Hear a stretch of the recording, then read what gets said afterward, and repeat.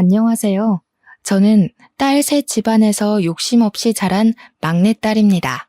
제게는 나이 차이 좀 나는 연년생 언니들이 있어요. 현재 저희는 다 결혼을 해서 각자의 가정을 꾸리고 있고 또 영영 등을 돌리게 된 사이이기도 하죠. 그래도 저희 가족은 다른 문제 있는 가족과 달리 나름 말썽 없이 잘 지내온 사이라고 생각했는데 사람 일은 정말로 모르는 거더라고요. 이미 각자 다른 가정이 생긴 시점에서 남보다도 못한 사이가 될 줄 누가 알았겠습니까?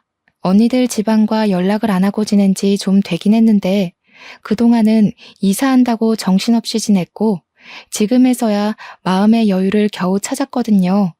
그래서 사연을 한번 써보려고 컴퓨터를 들락날락 했었네요. 제 이야기도 이런 곳에 올라갈 수 있는지는 모르겠습니다. 만약 유명한 곳이라면 어디선가 언니네 식구들이 들을 수도 있겠죠? 솔직히 제발 언니들 귀에 들어갔으면 좋겠다는 생각도 듭니다. 그렇다면 언니들도 자기네들이 그동안 어떤 사람으로 보였는지 깨우치고 반성할 테니까요. 반성할 거란 기대마저 제가 너무 많이 바라는 것일지도 모르겠네요. 지금부터 제가 하고자 하는 얘기를 들려드릴게요. 저의 집이 딸 셋만 있는 집안이라고 했지 않습니까? 저는 귀한 딸 셋 중에서 가장 빨리 결혼을 했고 또 가장 어려운 형편을 살고 있는 자식이기도 했습니다. 저보다 7, 8살 많은 큰언니와 작은언니는 연년생이었고 제가 태어나고 자라는 동안 둘은 이미 단짝 친구처럼 쿵짝이 잘 맞는 자매로 똘똘 뭉쳐 있었어요. 그렇다고 언니들이 제게 못살게 굴었다는 건 아니고요. 그냥 저한테 딱히 관심을 두지 않았어요. 그럴 만도 했죠. 언니 둘은 연년생이다 보니 서로 학교도 같이 다니고 사춘기도 같이 겪고 고민도 비슷했을 거 아니에요.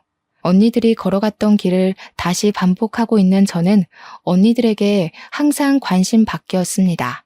그래도 제가 공부나 고민이 있으면 조언을 해주기도 했어요. 하지만 언니들과의 대화는 그 정도가 다였죠. 그럴 수밖에 없다는 걸 이해하기 때문에 저는 언니들에게 서운한 것도 딱히 없었습니다. 부모님 두 분도 언니들 신경 쓰느라 제게 크게 신경을 두지 않아서 저는 혼난 기억도 거의 없거든요. 처음부터 그런 환경에서 컸던지라 제가 이렇게 지내는 건 그저 당연하다고만 생각했어요. 가족의 무관심도 익숙해질 수 있는 요인인지 저조차도 몰랐네요. 제가 욕심 없이 큰 것에 비해 큰언니, 작은언니는 저와 다르게 학창 시절부터 실리를 좀 많이 따지는 사람이었습니다. 저는 언니들이 차려놓은 밥상에 숟가락을 얹던 사람이었다 보니 언니들이 장학금을 받거나 상을 타오는 걸 축하만 해줬지 정작 저는 그런 걸 욕심부려 도전해봐야겠다고 생각한 적이 없었어요. 두 언니들이 학교에서 수상을 잘해오면 부모님이 저희 자매를 데리고 외식을 했는데 이처럼 저는 가만히 있어도 맛있는 걸 먹을 수 있었고 가만히 있어도 용돈이 주어졌으니 아마 제가 더 욕심 없이 컸을 수도 있습니다. 제 생각에도 언니들과 제가 부모 아래서 자랐는데 이렇게 다른 성향을 띨 수 있나 싶어 신기했어요. 저는 가족의 관심 말고는 뭐 하나 부족한 것 없이 컸다 보니까 돈에도 욕심이 없는 사람이었거든요. 그런데 언니들은 좀 달랐어요. 부모님과 외식하는 걸 좋아하는 저와 다르게 부모님이 주는 용돈에 집착을 많이 했었죠. 그리고 대학을 가면서 독립을 시작했을 때는 하고 싶은 쪽으로 전공을 선택하기보다는 돈이 되는 전공으로 진학까지 했어요. 그러면서 언니들은 제게도 한 번씩 조언을 해주었는데 돈 없으면 아무것도 못하는 게 이 세상이라고 부모님 꼴을 보라는 식으로 얘기를 했던 기억이 납니다. 언니들이 대학을 갔을 때 저는 언니들이 인식하는 부모님은 어떤 존재인지 알 수 있었어요. 언니들은 저희 집안의 형편을 굉장히 탐탁치 않게 보고 있었습니다. 자기네들이 잘난 부모님만 만났어도 진작에 하고 싶은 일 하면서 유학도 가고 스스로에게 투자도 많이 했을 거라고 하더군요. 언니들이 그렇게 생각할 수밖에 없었던 건 말 그대로 저희 집 형편이 그저 그런 게 맞긴 했어요. 언니들이 하고 싶어 하는 일을 지원해 주기엔 저희 집이 그만한 여유는 못 되었다는 겁니다. 언니들이 장학금을 받아올 때마다 부모님이 칭찬을 했던 것도 다 형편이 넉넉지 않았기 때문이었어요. 그럼에도 제가 부족한 것 없이 자랐다고 말했던 이유는 저는 언니들과 달리 욕심이 없는 사람이었으니까요. 부모님께 바라는 것도 없고 조르는 것도 없어서 부모님이 제게 쓰는 돈은 언니들에 비해 많이 안 들었기에 제가 웬만큼 누리고 살았던 겁니다. 언니들이 손해보는 것 싫어하고 특히 돈을 좋아한다는 건 어릴 때부터 알고 있었습니다. 하지만 그냥 그런 줄로만 알았어요. 부모님을 한심한 눈으로 보고 있을 줄은 전혀 몰랐습니다. 언니들이 독립하기 전 집을 떠날 때 그런 말을 하더군요. 공부 아무리 열심히 해도 저렇게밖에 못 산다고. 부모님처럼 개고생하며 살고 싶은 게 아니면 돈 많은 남자 잡거나 돈 잘 버는 곳에 뛰어들라고 말입니다. 그런데 그 중에 모순이었던 건 뭔 줄 아십니까? 그렇게 떠나는 언니들 손에는 부모님이 언니들한테 용돈하라고 쥐어준 통장이 있었다는 거예요. 언니들이 독립하던 당시 저는 고작 중학생이었습니다. 저는 언니들이 부모님을 욕하면서도 부모님의 도움을 거절하지 않는 게 이해되지 않았어요. 아빠는 저희가 너무 어릴 때 집을 나갔는데요. 서울 외곽에서 공장 돌리며 돈을 벌고 있었는데 공장이 워낙 바쁘다 보니 우리를 들여다볼 시간이 많이 없었거든요. 그래서 외식도 아빠가 돈을 보내줬기 때문에 하는 거였어요. 당연히 그렇게 잘 커가면서도 아빠 얼굴은 잘 못 봤습니다. 아마 제가 아빠를 마지막으로 봤던 때가 초등학생 때였을 겁니다. 아빠한테서 전화는 매일 오는데 그때마다 아빠는 언니들 안부를 좀 많이 물어봤어요. 아무래도 먼저 사회로 발딛는 자식들이 언니들이었으니까 걱정되는 마음에 그랬겠죠. 언니들은 둘만 있을 때 아빠 욕을 하다가도 아빠한테 전화가 오면 그렇게 좋아합니다. 아빠한테 애교를 부리면 용돈을 주거든요. 어쨌든 아빠가 저희에게 생활비를 꾸준히 보내주는 덕에 저희 자매는 저까지 포함해서 무사히 대학을 갈 수 있었던 거예요.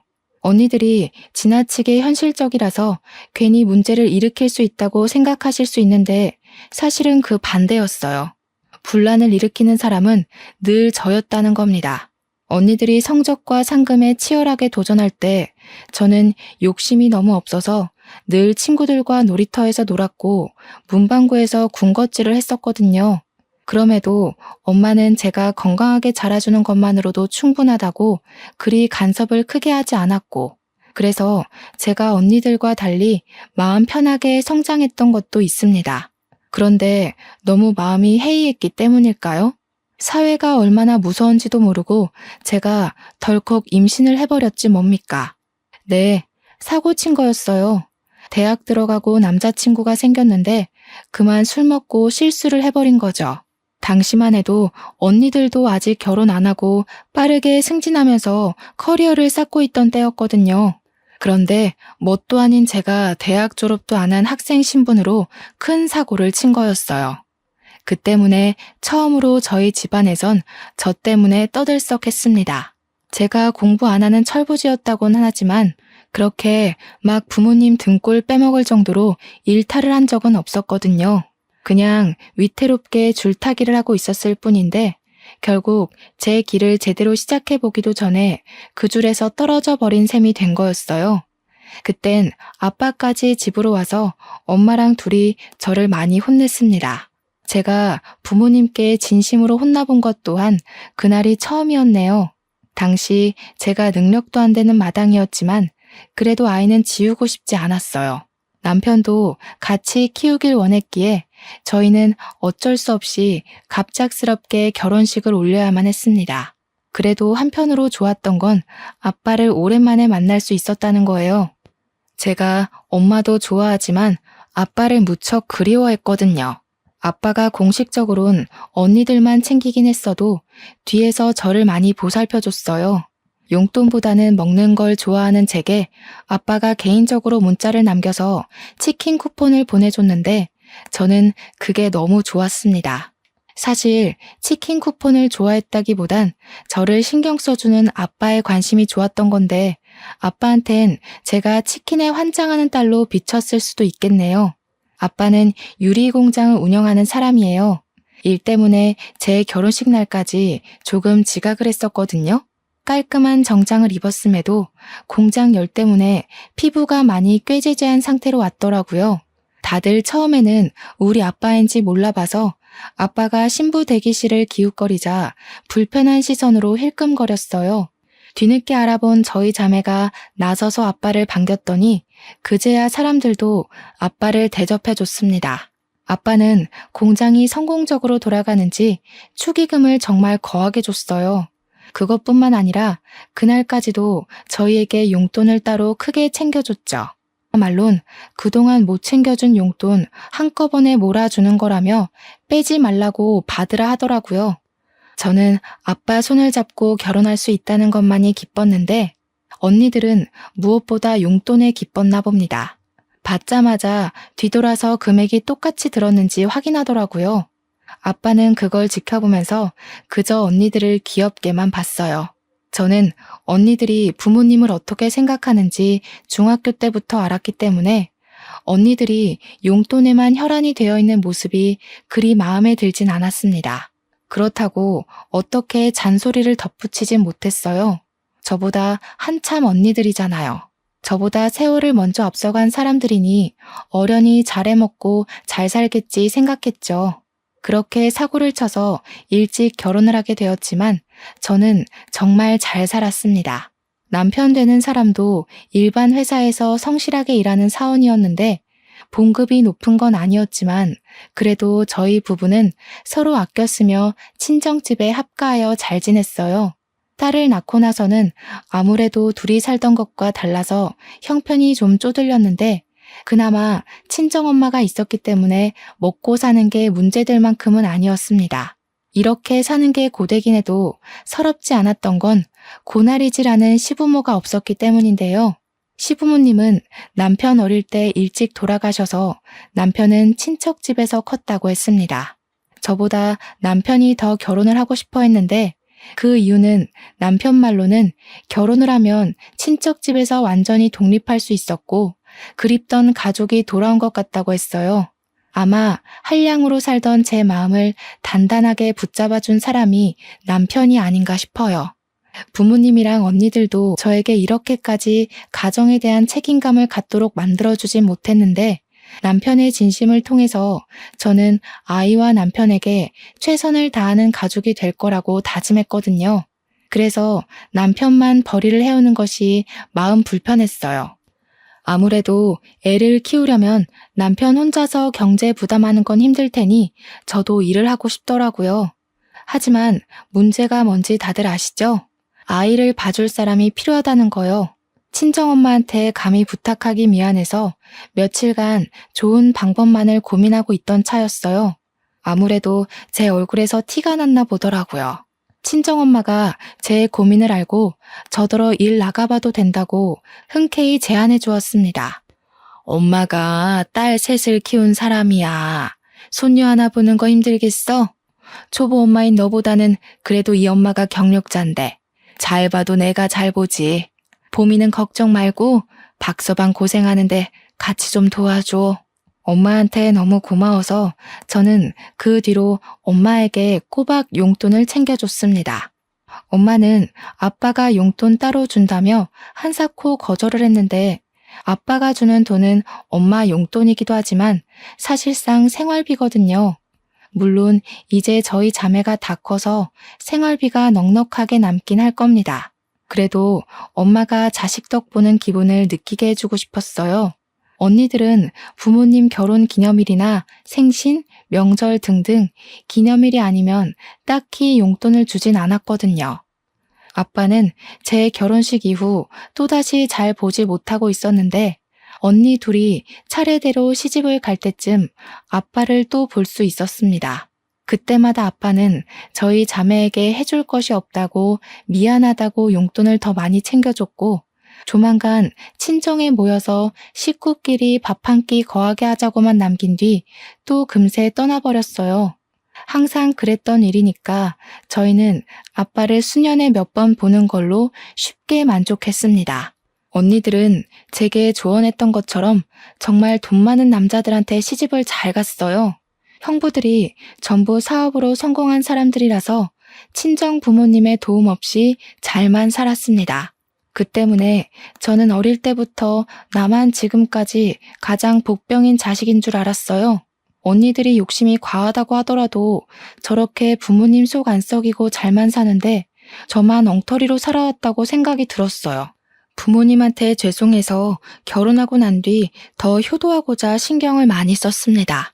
그러나 자식의 진짜 얼굴은 부모에게 문제가 터졌을 때 나타난다는 걸 뒤늦게 알았어요. 엄마 건강에 적신호가 켜졌을 때가 되어서야 문제아는 제가 아니라 언니들이었다는 걸 확실히 확인했죠. 엄마는 잘 지내다가도 한 번씩 가슴 중앙이 아프다고 두드리길 몇 번 그랬는데 한날 주방일 보다가 명치 부근을 부여잡고 주저앉은 적이 있었어요. 마침 저랑 남편이 있었기에 병원으로 바로 옮겨질 수 있었는데요. 그날 엄마는 협심증 판단을 받았습니다. 그땐 아빠가 하필 해외에 출장을 나가 있을 때였거든요. 제가 아빠한테 개인적으로 연락을 해 엄마 상태를 알렸지만 아빠는 한국으로 곧장 들어오고 싶어도 그럴 수가 없었어요. 코로나 시국 때문에 비행기 운행이 중단돼서 한동안 난리가 났었잖아요. 저희 아빠가 바로 그 시기에 걸려 해외에서 오도 가도 못하는 상태가 돼버린 겁니다. 아빠는 저에게 엄마를 잘 부탁한다고 하면서 귀국할 방도를 찾아보겠다고 엄마 치료에 돈 아끼지 말고 무슨 일 있으면 연락만 주라고 했습니다. 저는 두 언니들한테도 연락을 했는데요. 제 연락에 늦게나마 도착한 언니들은 형부랑 같이 왔더라고요. 그런데 적어도 병문안을 왔다면 괜찮냐는 말 한마디는 물어야 정상이 아닌가요? 언니들은 그런 안부도 안 묻고 엄마한테 인사도 안 하더니 증상이 구체적으로 뭐냐고만 묻는 거 아니겠습니까? 언니들 태도가 불쾌했지만 저는 늘 언니들에게 분란을 조정하는 사람이 아니었기에 고지곧대로 엄마 병세가 어떤지 설명을 해주었습니다. 그랬더니 큰언니가 저를 몰래 병실 밖으로 데리고 나와서 은밀하게 뭔가를 묻더라고요. 지금 생각해도 기가 찬데 엄마가 아픈 마당에 장년아 되는 사람한테서 제가 무슨 말을 들은 줄 아시나요? 너 엄마랑 계속 같은 집에서 지냈다고 했지? 그럼 혹시 엄마가 따로 사망보험금 들어놓은 거 있는지 알아? 아빠한테 들은 거 없어? 사망보험금? 그런 건 모르겠는데. 내가 어디 그런 거에 관심 있는 사람인가. 근데 그건 왜? 엄마가 돌아가신 것도 아닌데 그런 걸 왜 물어? 설마 언니, 엄마 돌아가신다고 보는 거야? 목소리 낮춰. 넌 내내 엄마랑 같이 살았으면서 그런 것도 모르니? 그리고 협심증이 왜 오는지 모르지? 엄마 저렇게 쓰러질 정도로 크게 온 거면 이미 심각성이 극에 달했다는 거야. 너 아니었으면 엄마 이미 이 세상 떴을 거라고. 무슨 말을 그렇게 쉽게 해. 엄마가 위험할 뻔했던 거 맞아. 그래서 지금 치료 잘 돼서 회복 중이잖아. 그럼 다행이라고 생각해야지. 지금 언니 말은 엄마가 큰일 날 뻔했으니까 챙길 거 먼저 챙기자는 말로 들리는데 큰언니는 저를 애보듯 고개를 절레절레 저으며 혀를 끌끌 찼습니다. 저더러 인생 힘들게 살 것 같다고 하더니 저를 지나쳐 병실 안으로 들어가 버리더라고요. 그리곤 엄마한테 보험금 얘기를 직접 물어보는 거 아니겠습니까? 그때 엄마가 잠깐 정신 잃었던 걸 막 회복해서 저희 남편이 돌봐주고 있던 참이었거든요. 그런데 거기다 대고 큰언니가 엄마한테 사망보험금 얘기를 했다니까요. 너무 황당해서 제가 황급히 큰언니를 말렸는데 엄마는 이미 언니 의도를 알아듣고 눈치챈 것 같았습니다. 그 상황에서 작은 언니는 큰 언니가 아닌 저를 말리는 거 아니겠어요? 작은 언니 말이 이럴 때는 가만히 있는 거라고 뭘 모르면 빠져있으라더라고요. 형부들도 똑같았어요. 남편과 제가 상대적으로 어린 편에 속하니까 다들 저희들을 무시하는 경향까지 있었습니다. 솔직히 기분은 엄청 상했지만 제가 나서서 분위기를 뒤엎을 수는 없었어요. 당시에는 제가 아직 젊은 편이라서 제 주위에 잘못돼서 돌아가시는 사람들이 없거든요. 그렇다 보니 원래 사람이 잘못되면 사망보험금 같은 걸 제대로 따지는 게 맞는 건가 싶어서 살짝 긴가민가 했기 때문입니다. 하지만 제 남편도 두 언니들과 형부들의 행동을 이해 못하는 걸 보면 역시 그 모든 게 정상적인 분위기는 아닌 듯 했습니다. 저는 그날로 언니들에게 정이 많이 떨어졌어요. 차라리 언니들한테 연락하지 말 걸 후회도 했고 앞으로는 연락이나 안부를 넣지 말아야겠다고 다짐도 했죠. 엄마는 입원이 불가피할 정도의 상태였기 때문에 치료를 위해서 입원을 해야만 했습니다. 저는 엄마를 간병도 해야 되고 아이도 봐야 해서 어쩔 수 없이 일을 그만둬야 했어요. 최대한 제가 엄마 옆에 있을 거지만 그래도 아직 우리 딸이 아기다 보니까 아이를 하루 종일 병원에 둘 수 없잖아요. 엄마도 아이 때문에 마음이 불편하다고 해서 저는 할 수 없이 언니들한테 연락을 해야 했습니다. 웬만하면 언니들한테 엄마를 부탁하고 싶진 않았는데 간병인에 돈 쓰지 말라는 엄마 말 때문에 다른 방법이 없어서 결국 연락했어요. 같이 서울에 있는 언니들한테 전화해서 순번 돌아가며 엄마를 간병하자고 했습니다. 형부들 믿고 주부로만 놀고 먹던 언니들은 흔쾌히 알겠다고 하더라고요. 사람 속이 그리 쉽게 변하는 게 아닌데 언니들이 쉽게 수긍하는 바람에 제가 아주 잠시 언니들에게 기대를 했었네요. 언니들은 병실에 와서 엄마 얼굴 한번 보고 휴대폰만 하다가 1시간 만에 쌩 돌아가 버리곤 했대요. 이 사실도 엄마가 얼렁뚱땅 말해줘서 심증만 있었는데 우연찮게 제가 병실 들릴 일이 있어서 갔다가 직접 언니들의 나태를 목격했습니다. 그때 제가 작은 언니를 붙잡고 어디 가냐고 물어봤던 걸로 기억나요. 저녁 먹는 시간까지 엄마 곁에 있어줘야 하는데 언니가 오후 2, 3시쯤 병실을 나가더라고요. 제가 붙잡았을 때는 당황하기는커녕 오히려 뻔뻔하게 저더러 잘 왔다고 엄마 좀 봐달라는 거 있죠. 형부들 사업 도와야 된다고 길게 자리를 비울 수 없다네요. 학교 다닐 때는 부모님한테 그렇게 칭찬받으려고 악착같이 상 받아오고 상금 타오던 언니들이 이제 자기들만의 목표를 달성했다고 생각한 건지 돈 많은 형부들에게 시집가고부터는 거의 친정의 발길을 끈다시피 살았어요. 엄마 간병하는 것만 봐도 자식 같지도 않았다니까요. 제 자식들도 아닌데 보면 제가 다 서운하더라고요. 참다 못한 제가 홧김에 엄마한테 언니들 욕을 하면 엄마는 그저 괜찮다면서 요즘 사람들 바쁜 거 모르냐고 다 포용하는 거 아니겠습니까? 부모님이 가만히 계신데 제가 괜히 나서서 뭐 하겠어요? 언니들처럼 배경 좋은 집에 시집을 간 것도 아니고 함부로 누굴 덤빌 만큼 돈이 있는 것도 아닌걸요. 저는 언니들 간병 태도를 알고 나선 언니들에게 오지 말라고 했습니다. 언니들이 얼씨구나 좋아하더군요. 그리곤 엄마 간병은 오로지 저 혼자 해냈어요. 남편 퇴근할 때까지만 제가 아이를 보고 있다가 남편이 오면 병원에 들려 아이를 데려가는 걸로 했습니다. 그렇게 저는 밤늦게까지 엄마 옆에 있다가 아침 일찍 다시 병원으로 출근을 하길 반복했어요. 언니들이 가끔 엄마 어떠냐고 문자가 왔는데 언니들한테 여전히 화가 났지만 그 분을 삭히면서 최대한 엄마 앞에서는 괜찮은 척을 했습니다. 그렇게 1달 정도가 지났을 겁니다. 병원 치료 덕분에 회복이 빨리 되고 있는 줄 알았던 엄마는 급작스레 찾아온 가슴 통증을 호소하다가 급하게 수술실로 실려갔어요. 하필 새벽이었던지라 저와 남편이 자다 일어나서 애를 안고 병원을 뛰어갔었거든요. 그런데 그게 엄마와의 마지막 모습이 될 줄은 꿈에도 몰랐어요. 저에겐 살아온 인생들 중 가장 힘들었던 날이기도 했고 최대의 고비였다고도 말할 수 있어요. 그때만 해도 아빠는 당연히 코로나 때문에 한국에 오질 못하는 상황이었습니다. 아빠한테 이 사실을 어떻게 알려야 하나 그것도 저에겐 곤욕이었어요. 그렇게 갑자기 이별을 하게 될 줄 알았다면 엄마 옆에서 살 걸. 엄마 옆에 붙어서 떨어지지 말 걸. 모든 게 후회되고 그저 저 때문에 엄마가 돌아가신 것 같아서 괴로웠습니다. 엄마의 마지막 웃는 모습이 자꾸 마음속에 아른거려서 한동안 쉽게 일어나질 못했어요. 제 아이도 제대로 살피지 못했을 정도로 빈소에서 내내 무너져 있는데 이 상황에서 제 심기에 거슬렸던 건 역시나 제 친언니들이었습니다. 언니들 둘은 엄마가 돌아가셨는데도 눈물 한 방울 흘리지 않더군요.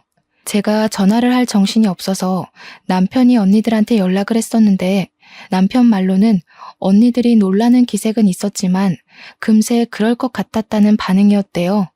그 소리를 전해 듣는데 무척 화가 나더라고요. 심지어 언니들이 조무객 드릴 떡을 먹으며 떠들다가 엄마 사진 앞에 앉아있는 저한테까지 와서 엉뚱한 소리를 해댔습니다. 지금 너 살고 있는 집 명의 엄마 거 맞니? 내가 사망보험금은 따로 알아봤는데 수익자가 아빠 이름으로 돼 있더라고. 왜 그렇게 해놨는지 몰라. 다른 집 부모님들은 항상 자식 생각 먼저라던데 우리 부모님은 돈에 대해선 꽁꽁 숨기려 해서 탈이야. 엄마가 돌아가신 날이었습니다. 눈앞에는 엄마가 웃고 있는 영정사진이 있었고요. 그 앞에서 울고 있는 제게 이런 말을 해대는 언니들을 이해할 수 있으신가요? 어떻게 친자식이라는 사람들이 엄마가 돌아가셨는데 재산만 따질 수가 있죠? 그때부턴 언니들에게 화가 나는 걸 떠나서 언니들이 정말 사람처럼 안 보이더라고요.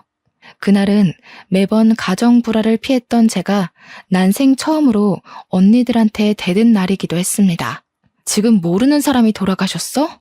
우리 엄마가 돌아가신 거야. 이 상황에 재산 얘기가 하고 싶어. 난 그래도 언니들이 때와 장소는 가릴 거라 생각했어. 친자식이라는 사람들이 어떻게 엄마 앞에서 그런 말을 할 수가 있어? 얘가 아직 어려서 뭘 모르네. 엄마 협심증 위험 단계였어. 어차피 돌아가실 거였다고. 뻔히 정해져 있는 미래에 희망을 걸긴 왜 걸어? 진작에 마음 정리 다 했어야지. 넌 네가 엄마 간병했다고 생각하지? 웃기는 소리 마. 너는 엄마를 옆에 두고서 살 수 있다고 희망 고문하고 괴롭혔을 뿐이야. 뭐라고? 정말 미쳤어. 미치지 않고서야 엄마한테 그런 소리를 할 수가 없지. 엄마 아빠가 언니들한테 드린 공력이 아까워. 어떻게 이 상황에서 돈 얘기가 먼저일 수 있는 거야? 진작에 마음 정리를 했어야 했다고. 그래서 언니들은 버젓이 살아있는 엄마 정리하고 돈 빼낼 궁리만 했니? 아, 시끄러워. 알려주기 싫으면 말아. 귀찮게 아빠랑 의논하게 생겼네. 너 혹시라도 엄마 앞으로 된 재산 혼자 꿀꺽할 생각은 마. 네 형부들 어떤 사람인지 알지? 너랑 네 남편, 네 애, 앞날 편하고 싶으면 개수작은 안 부리는 게 좋을 거야. 그날 큰언니와 제가 대판 싸움을 벌였는데 주변 사람들도 죽은 사람 앞에 두고 이런 싸움을 벌이고 있는 게 믿기지 않았는지 입을 싹 다물고 있더라고요. 그건 사람들 신경 돌리는 데만 집중하고 있는 작은 언니와 형부들도 마찬가지였습니다. 저는 엄마 장례를 치르는 3일 내리 혼자인 기분이었어요. 특히 엄마 마지막 발인 날 큰형부가 엄마 영정사진을 들려고 하길래 그때 제가 또 난동을 부렸습니다. 정말 뭐에 신 사람처럼 미쳐서 악을 지르니까 장례 복지사도 제 남편이 영정사진을 들 수 있도록 해주더라고요. 남편마저 없었다면 우리 엄마 가는 길이 너무 불쌍해서 제가 견디지 못하고 혼절했을 겁니다. 실리를 따지는 순간 언니들처럼 저렇게 밑바닥이 된다는 사실, 그걸 가족을 보고 깨우쳤다는 게 정말 속상한 일이지 않습니까? 그 길로 저는 친언니들을 제 삶에서 완전히 배제했습니다. 물론 친언니들도 제게 따로 연락을 안 하긴 했어요. 엄마랑 살던 집이 아빠 명의로 되어 있는 걸 알고 더 연락을 안 하는 것 같더라고요. 참 징한 사람들이죠. 형부들이 사업 잘해서 명품을 그렇게 휘두르고 다니면서도 콩고물 같은 친정 재산까지 탐을 내는 것 좀 보세요. 돈에 대한 욕심이 정말 끝도 없으려면 이렇게까지 과욕을 부릴 수 있나 봅니다. 언니들의 금전욕 정말 지긋지긋하네요. 아빠한테 엄마에 대한 소식을 알리는 것도 정말 힘들었어요. 제가 엄마의 죽음을 제 탓했던 것처럼 아빠도 자책을 많이 했어요. 자신 때문에 엄마가 홀로 고생 많이 해서 그런 거라고 엄마 가는 길을 지켜주지 못해 괴로워하셨습니다. 야속하게도 시간은 생각보다 빠르게 흘러갔는데요. 저는 엄마 없는 집에서 엄마 생각을 하며 적적하게 1년 정도 보냈습니다. 어느 날 뉴스를 보니 몇 군데는 비행기 운행이 가능하다는 소식이 들려오더군요. 아빠도 귀국했는지 궁금해서 지난주까지 주고받던 연락을 한 번 더 넣었어요. 다행히 아빠가 귀국을 했다고 하더라고요. 조만간 집에 들르겠다고 했는데 그 연락이 끊기고 나서 일주일 뒤에 아빠가 집을 찾아왔습니다. 그런데 말이에요. 아빠 몰골이 완전 말이 아닌 거 있죠? 아빠가 아빠 입으로 신원을 증명해주지 않았다면 그냥 동네 거지가 초인종을 눌렀다고 생각했을 정도였습니다. 그만큼 아빠는 노숙인 몰골로 집 앞에 서 있었어요. 아빠, 도대체 무슨 일이 있었던 거예요? 어쩌다가 이런 고생을, 추운데 옷까지 얇게 입으시고, 일단 들어오세요. 들어와서 얘기해요. 시기가 겨울이었는데 저희 동네가 유독 바람이 많이 도는 곳이라서 더 추웠거든요. 그런데 아빠는 누더기 같은 티셔츠만 입고 있고 겉옷은 안 입고 있더라고요. 감기라도 걸릴까봐 얼마나 걱정이 되던지. 얼른 따뜻한 곳으로 모셔야 될 것 같아서 아빠 손을 잡고 안으로 안내했습니다. 보일러를 후끈후끈하게 틀고 따뜻한 차를 준비했어요. 아빠의 얼음장 같은 몸이 좀 풀릴 때까지 저와 남편은 지극정성으로 아빠를 살폈고 이제 3살인 제 딸 눈에도 우리 아빠가 추워 보였는지 가지고 놀던 담요를 들고 와서 아빠한테 덮어주더라고요.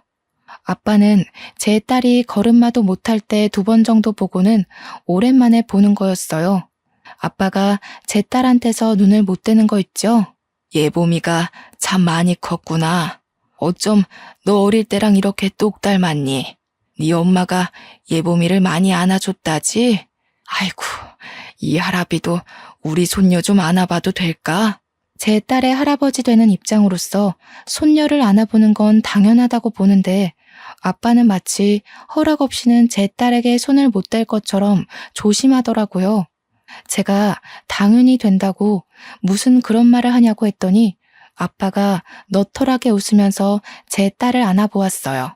딸 입장에선 한 번도 본 적 없는 할아버지가 낯설었을 텐데도 마치 원래 알던 사이처럼 친근하게 안기는 거 있죠? 저희 부부야 괜찮지만 솔직히 딸에겐 아빠의 키키한 냄새가 후각을 찔렀을 텐데도 딸은 아랑곳 않고 아빠 휴대폰에 달린 장식고리를 갖고 놀더라고요. 아빠가 제 딸을 안고 있는 모습을 보니 엄마가 겹쳐 보여 괜스레 마음이 찡 울렸습니다. 그보다 얼굴 못 본 세월 동안 아빠한테 대체 무슨 일이 있었던 건지 무척 걱정이 되었어요. 아빠, 무슨 일이 있었는지 저희한테 말해줄 수 있어요? 저희는 당연히 아빠가 공장 때문에 바쁘게 지내는 줄만 알고 있었는데 그게 아니었던 거예요? 아무래도 시국이 이렇다 보니 내가 운영하던 공장도 문을 닫게 되었어. 어떻게 해결해 보려고 해외까지 나갔더니 그게 이렇게까지 발목을 잡힐 줄 몰랐네. 해결도 못하고 그만 개털이 되어버렸지 뭐야. 세상에, 고생 많았겠어요. 아빠가 그렇게 고생하고 계시는 줄도 모르고 저희는 저희 사느라 바빴네요. 엄마가 아빠 정말 보고 싶어 했는데 아빠 힘든 거 아셨다면 엄마도 걱정 많이 했겠죠? 그래서 내가 더 말 못했어. 정말 아빠로서 면목이 없구나. 딸아 정말 미안하지만 내가 지금 가진 것이 하나도 없다. 당장 갈 곳도 없어서 그러는데 나 좀 걷어줄 수 있겠니? 제가 자식인데도 불구하고 조심스레 눈치 보며 묻는 아빠의 말이 너무 가슴 아프게 박혔습니다. 아빠는 항상 우리를 위해서 거의 반평생을 타지에서 고생하느라 가족과 시간도 못 보냈고 또 엄마 돌아가시는 길도 못 봤지 않습니까? 제가 아빠 입장을 대신 생각해도 이렇게나 속상한데 정작 아빠는 혼자서 얼마나 괴로웠을까 싶더라고요. 아빠, 그게 무슨 말이에요? 당연히 우리가 모셔야 마땅한 거지. 더 이상 일할 생각은 말고 앞으로는 푹 쉬어요. 저희가 일하면 되니까 걱정 마시고요. 제 말에 남편도 흔쾌히 동의하면서 아빠가 자신 때문에 눈치 보지 않도록 계속해서 아빠를 위로해 주었습니다. 그러자 아빠가 한동안 말이 없더니 갑자기 흐느끼기 시작하더라고요. 딸이 아빠 얼굴에 손을 깔짝깔짝 대면서 눈물을 닦아주었고 남편은 얼른 휴지를 가져와서 아빠한테 드렸어요. 아빠는 남편에게 고맙다고 하면서 뒤이어 갑자기 눈물을 보인 이유를 말해주었는데요. 그 사실이 제 인생을 바꿨고 당혹스러운 충격을 안겨주었습니다. 내가 너희 집에 오기 전에 하루 이틀 간격으로 큰애랑 둘째 집에 들렀다가 왔다. 그런데 그 녀석들 둘 다 거짓골이 된 나를 모른 채 하더구나. 그러니까 아빠 말씀은 아빠가 귀국했다는 소식을 연락받은 큰언니가 아빠가 집을 당도했을 때 엄청 반기면서 문을 열었대요. 그런데 아빠의 몰골과 거짓골이 된 사연을 듣자마자 얼굴색 싹 변하면서 아빠를 모른 척했다고 하더라고요. 그리고 작은 언니 또한 아빠 꼴을 보자마자 놀란 표정을 짓더니 아빠인 걸 막 부정하면서 경찰에 신고할 거라고 협박까지 했다더라고요. 아빠가 맞는다는 걸 알아채고 나서는 아빠를 밀어내며 형부랑 같이 대놓고 문전박대를 했다고 했습니다. 아빠는 두 언니들 대응을 회상하며 또 한 번 상실감을 느꼈는지 휴지로 눈물을 몇 번 더 훔쳤어요. 같은 배에서 나온 자식이라도 이렇게 다를 수 있다는 걸 네가 알려줬구나. 너희 엄마가 먹여주고 키워주면서 그 고생을 했는데 이 천벌 받을 것들. 아무짝에 쓸모없는 그런 자식들은 나도 더 이상 필요가 없다. 우리 막내딸, 네가 엄마 마지막 가는 길도 외롭지 않게 지켜줬다고 했지? 이 돈 바꿔라. 아빠의 뒷주머니에서 꼬깃꼬깃 꺼낸 것을 제게 내밀었습니다. 좀 많이 해진 통장이더라고요. 그리고 그 안에는 무려 18억의 숫자가 기재되어 있었습니다. 저랑 남편은 놀라서 이게 뭐냐고, 이 돈을 왜 우리를 주냐고 했는데 그 다음 아빠가 해주는 말이 제게 두 번의 충격을 안겨주었습니다. 아빠가 사실은 저희 자매를 시험해보기 위해 일주일간 거짓말을 해왔다는 거 아니겠습니까? 무슨 말인지 이해를 못해서 대답을 안 하고 있었는데 아빠가 착잡한 마음으로 설명해 주더라고요. 미안하구나. 나도 아빠로서 이래선 안 된다는 거 알지만 너희들 효심을 보기 위해서 일부러 시험을 한 거란다. 엄마가 죽기 전에 나한테 연락이 왔었어. 큰딸이 사망보험금에 대해 물었다고. 그 소리를 듣는데 내가 심장이 얼마나 떨리던지. 내가 가진 재산을 너희에게 공평히 나눠주면 안 되겠다는 생각이 들더라고. 아빠가 공장이 망한 건 거짓말이래요. 해외로 출장을 갔던 건 공장을 살려보기 위해 도움을 청하러 간 것이 아니라 공장이 잘 돼서 해외로 확장이 되었기 때문이라고 했어요. 단순히 우리 자매의 인간성을 시험하기 위해 일부러 거짓 분장을 하고 나타난 거라고 했습니다. 엄마가 아빠한테 큰언니 말을 전하면서 아빠 또한 큰언니와 작은언니의 욕심을 어느 정도 예측하고 있었다고 하더군요. 그 말은 엄마도 말만 안 했지 큰언니 작은언니가 잘못된 길로 빠지는 걸 알고 있었던 듯 싶습니다. 아빠와 엄마는 서로 공유 안 하는 얘기가 없을 만큼 애틋한 사이였으니까요. 아빠는 그래도 친자식이니까 마지막 기회를 주고자 큰언니 작은언니에게 거짓골을 보였던 건데 언니들이 돈 한 푼 없는 자신을 내팽겨치는 걸 보고 그만 언니들에게 정까지 뗐다고 했습니다. 그리고 사실은 저에게 제일 기대를 안 했다고 했어요. 제가 잘 못 살고 있다는 걸 아빠가 알고 있었다고 하더라고요. 아마 엄마가 저희 부부와 같이 살면서 저희 부부 형편을 아빠한테 공유했겠죠. 그래서 아빠는 형편 힘든 저에겐 시험을 해보지 않으려고 했대요. 그럼에도 저희 집에 거짓골로 나타났던 이유는 어디 들리지를 못해서 그대로 저희 집을 찾았던 거래요. 근데 제가 아빠를 보자마자 보인 행동이 언니들처럼 차가운 응대가 아니라서 놀랐다더군요. 오히려 제가 자신의 더러운 손을 붙잡아주는 바람에 저에게도 슬쩍 시험을 해봤다고 했습니다. 제가 어려운 형편임에도 아빠의 신세를 기꺼이 받아준 것에 아빠가 감동을 해서 온 거라고 했어요. 그러면서 하는 말이 아빠가 모든 재산을 저에게 상속하겠대요. 제게 현금으로 준 18억 외에 공장 지분과 아파트, 그리고 다른 부동산 소유물까지 모두 저한테 주겠다고 했고 변호사까지 선임해서 유언장을 써놓을 예정이라 했습니다. 도대체 이게 무슨 일인지 너무 얼떨떨해서 아무 말도 못하고 있다가 일단은 아빠가 씻고 식사를 하는 게 좋을 것 같아서 남편이 나가서 소고기를 좀 사오고 저는 아빠의 목욕물을 받았습니다. 그날로 아빠는 우리랑 함께 지내게 되었어요. 아빠가 이제 공장에는 대신 관리해주는 부대표가 있어서 자신이 굳이 매일 방문 안 해도 된다고 하더라고요.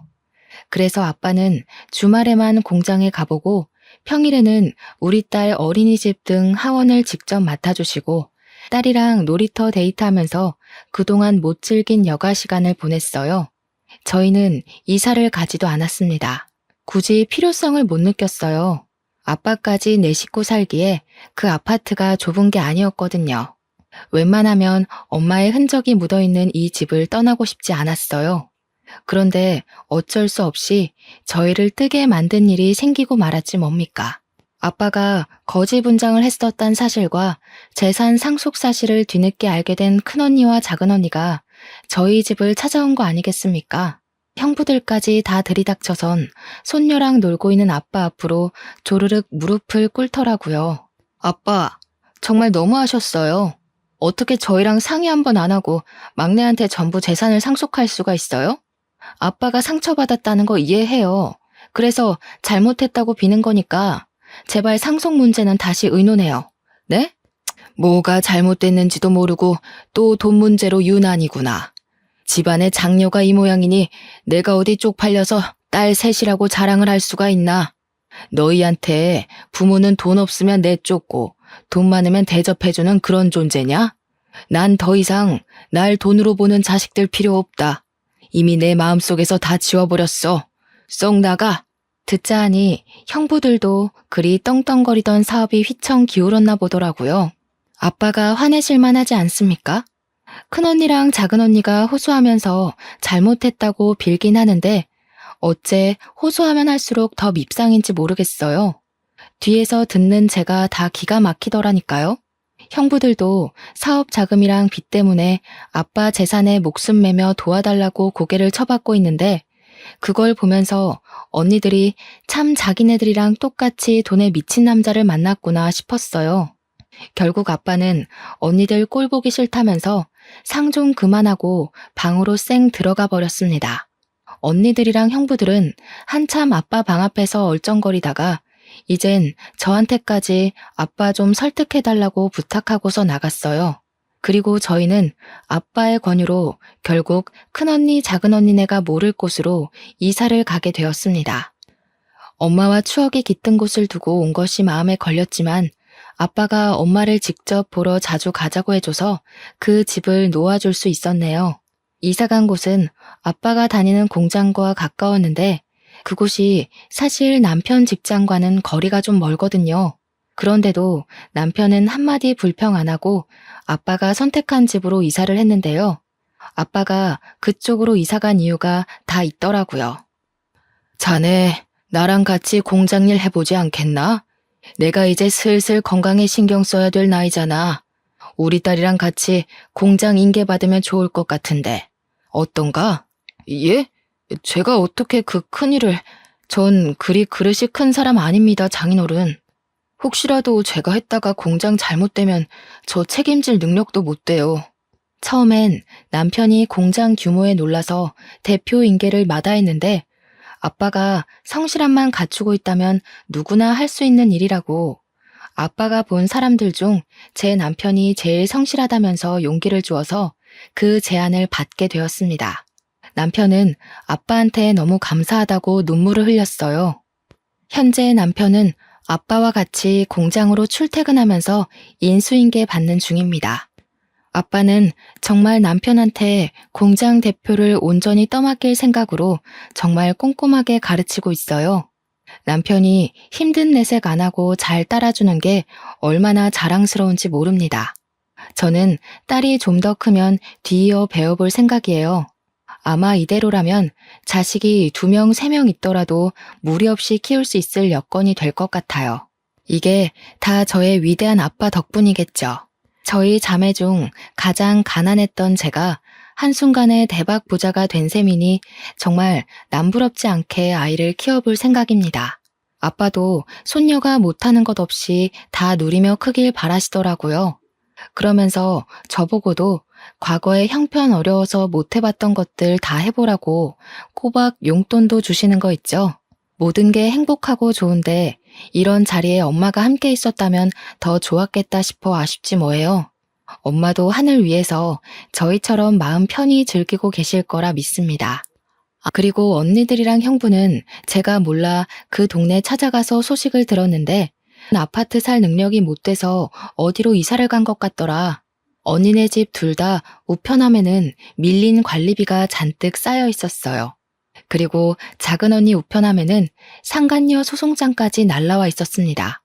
아무래도 작은 형부가 망했다 보니 작은 언니가 다른 방편으로 불륜을 저질렀나 봐요.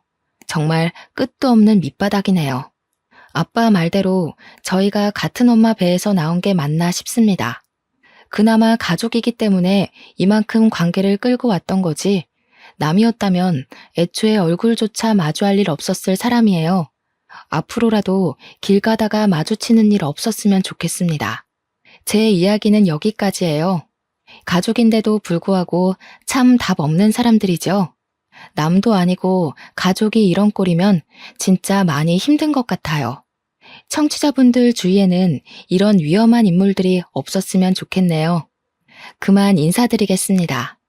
들어주셔서 감사해요.